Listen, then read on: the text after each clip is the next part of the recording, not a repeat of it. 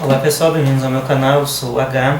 Vou falar com vocês sobre política pela primeira vez na história desse canal. Eu vi um documentário chamado O Brasil Deu Certo, e Agora?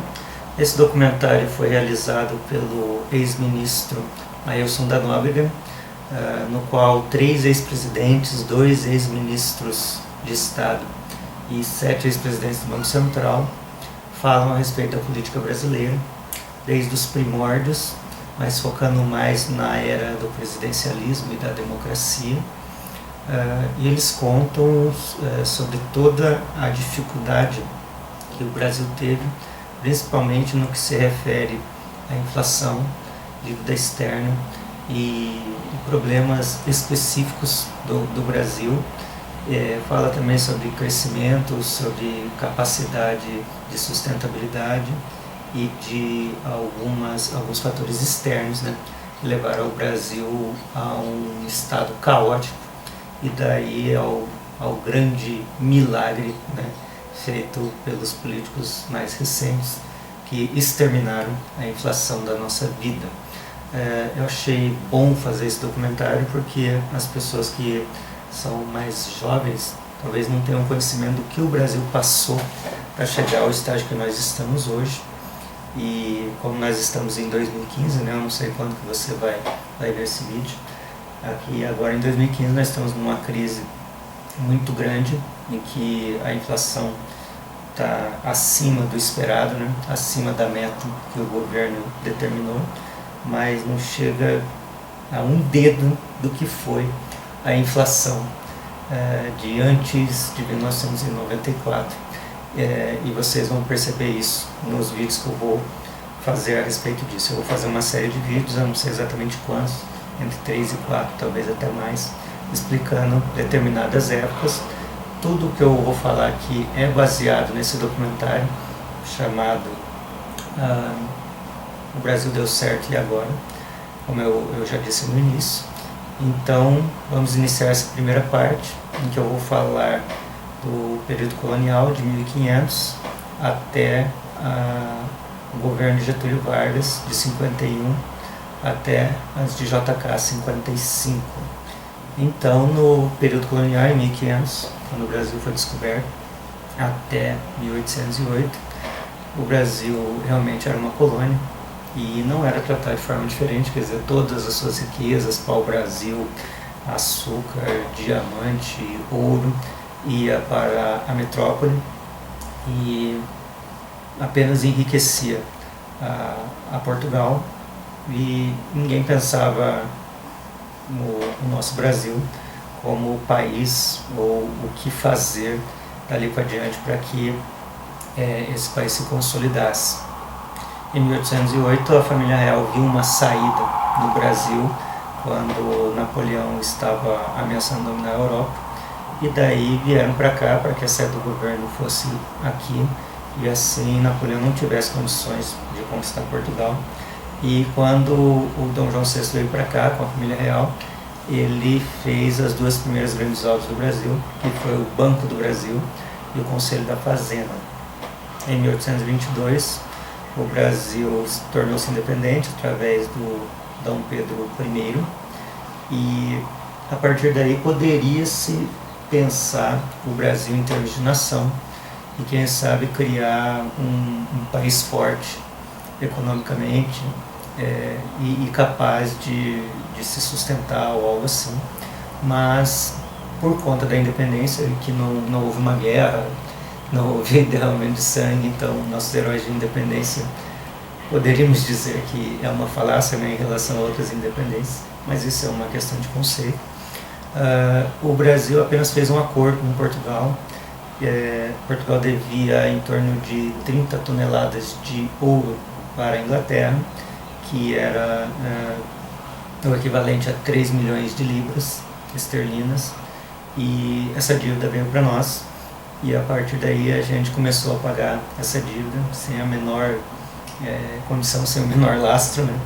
E isso deixou com que o Brasil não tivesse, acho que, a menor condição de se planejar como país e de pensar em termos de desenvolvimento. Lembrando que a nossa cultura era escravagista, havia apenas praticamente duas partes de sociedade, que eram os donos de terra e os escravos, e a partir daí houve uma ideia de imigração, idealizada pelos donos de terra, e vieram pessoas de todos, de muitos países, né, para trabalhar na lavoura, incentivado também por financiamento externo, e o Brasil passou a ser um grande exportador de café. 70% da sua exportação passou a ser de café. Depois houve a libertação dos escravos e, por causa desse projeto de imigração, não houve uma queda na produção. Então, em 1889, houve a proclamação da República, com Deodoro da Fonseca, que veio a substituir o Império. O Rui Barbosa teve uma ideia muito boa de industrialização, fez um projeto de industrialização que foi bem sucedido por algum tempo, mas depois poderíamos dizer que só serviu para criar uma grande bolha inflacionária, e durante os 40 anos iniciais da Velha República não houve realmente um grande crescimento. O crescimento do Brasil foi pífio, né? Em que pese ter sido melhor do que o crescimento em relação ao Império, não foi assim tão grandioso ou que saltou aos olhos, né?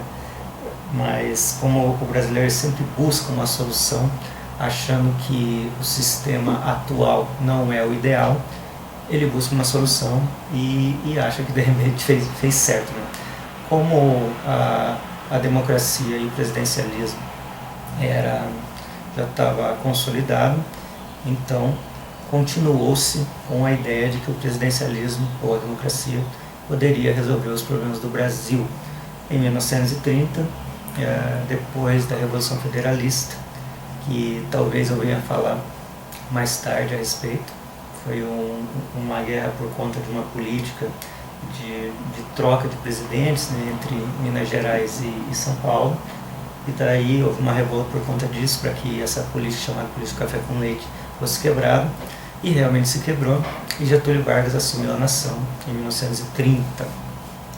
Então, quando ele assumiu, a situação do Brasil também não era tão boa, além da não tão bem sucedida Velha República, havia uma crise mundial por conta da queda da Bolsa de Valores de Nova York em 1929. Então o mundo todo estava quebrado, e particularmente o Brasil, posto que as exportações do Brasil também eram baixíssimas, né? Ainda baseado no plantio do café, e as importações eram praticamente tudo. O Brasil não tinha nada, não tinha indústria, não tinha nenhuma produção, e a capacidade de importação do Brasil baixou a quase zero, né? E a partir daí o Getúlio Vargas teve uma ideia que já vinha do Rui Barbosa, mas que dessa vez seria implantada com mais força, que era a ideia da industrialização e da substituição dos produtos que eram importados por produtos nacionais, ou seja, todos os produtos seriam fabricados aqui. E diante disso haveria essa substituição de importação. Então, porque havia uma crise de abastecimento, né? Como eu disse, sem importação, sem produção, sem coisa nenhuma, não poderia se comprar ou utilizar produtos se você não produz, né? Portanto, a ideia da industrialização era algo a ser feito. Houve uma organização do sistema bancário, uma organização do sistema de capitais, e aí o Brasil começou a tomar corpo do que poderia ser um país com esse processo de industrialização, poderia vir a se tornar rico. Mas, como vocês sabem, é tudo uma questão de gerenciamento, né? Aí, mais tarde, nós temos em 1945 o governo do Eurico Gaspar Dutra, que foi ministro do presidente Vargas. Ele assumiu o poder com as reservas brasileiras altíssimas, mas caíram também muito por causa do processo de industrialização que também continuou, e foi criado o que poderíamos chamar do pré-Banco Central, que foi a SUMOC, a Superintendência da Moeda e do Crédito. Então essa SUMOC teria a função, né, de gerenciar as casas bancárias ou os bancos da época. Em 1951, Getúlio Vargas assumiu pela segunda vez o seu segundo mandato, que foi até 1954, quando, como vocês devem saber, ele tirou a própria vida. E ele criou 3 projetos interessantíssimos, que foi o BNDES, que foi criado realmente no governo dele, a Petrobras, também criada no seu governo, e o projeto da Eletrobras. Em 1956 nós temos o Juscelino Kubitschek de Oliveira. Juscelino Kubitschek de Oliveira, que eu vou falar no próximo vídeo, já que o vídeo já ficou bastante longo. Então não perca a segunda parte a respeito do Brasil deu certo e agora, documentário do Netflix, em que será segmentado em vários vídeos na série que eu estou fazendo sobre a política brasileira. Se você gostou, inscreva-se no canal, positivo, favorite o vídeo, divulgue nas suas redes sociais e estudem sobre a política brasileira, que a política brasileira é excepcional.